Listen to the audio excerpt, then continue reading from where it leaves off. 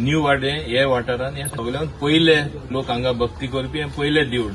मागीर सगळी देवळां येयला आनी तेन्ना कितले हेका म्हत्व आसा आनी देवाकूय वा राष्ट्रवादी ब्राह्मणाकूय खबर आसा